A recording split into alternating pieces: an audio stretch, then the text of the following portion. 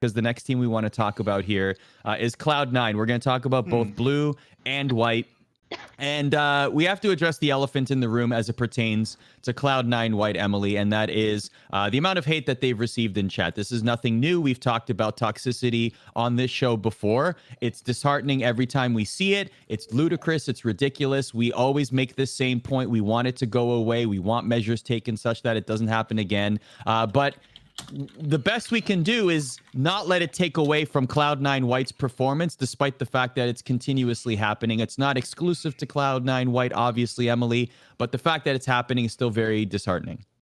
Yeah, I mean, I'm not it's one of those, gee whiz, I'm disappointed, but certainly not surprised. And that's really all I have to say about that. If you are one of those people flaming them, stop.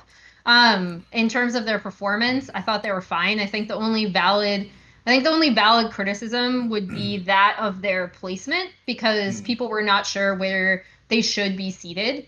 And I think that's something that will be fixed in subsequent tournaments, and then that will no longer be an issue. So I think that is the only a quote unquote valid complaint, but I also don't know how else you would have gone about seating them.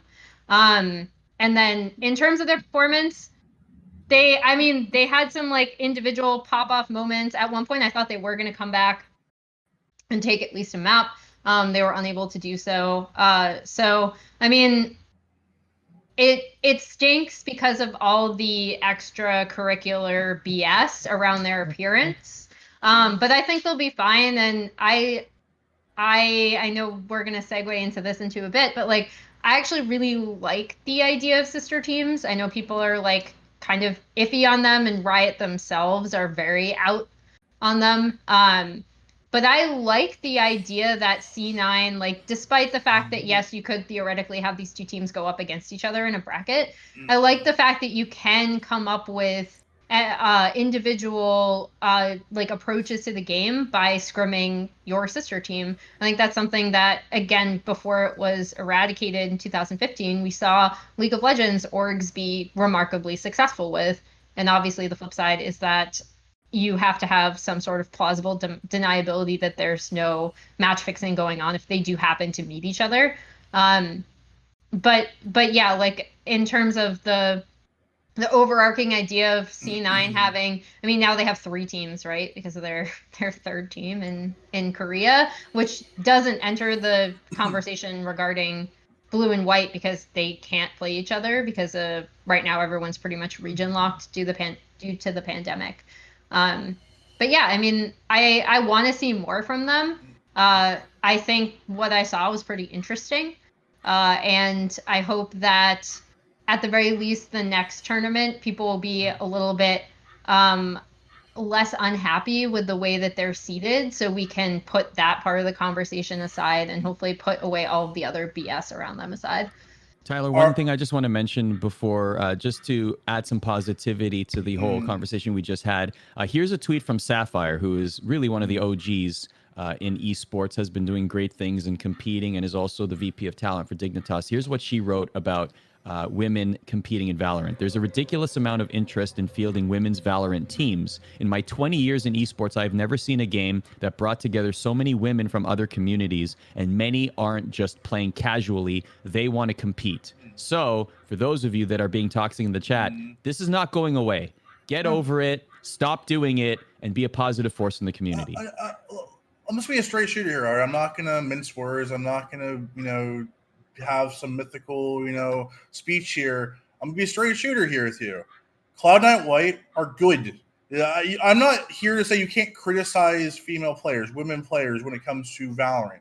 If they came and got a number 6 seed and embarrassed themselves, you can criticize their play. You not criticize them because they're women. Criticize them because of the lack of their play and the stupid seeding that got them there. But Cloud9 White, I believe fully in my heart, are a top 20 team in North America right now, with the potential to be a top 10 team in North America with the infrastructure of Cena behind them.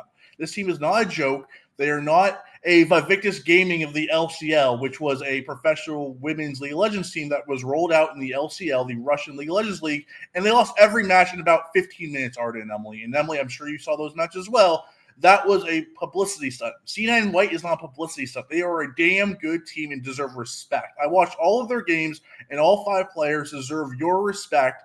And sure, they're maybe not a top 5 team. Maybe they didn't deserve the number 6 seeding, but seedings are all out of place in VALORANT. Look at the European formats for VALORANT. Those are nothing close to perfect. So I, as someone who's watched all their games, who has watched them play, I have a whole lot of respect for this team because I truly believe they can be a top 10 team in North America, and they're damn good as they are currently.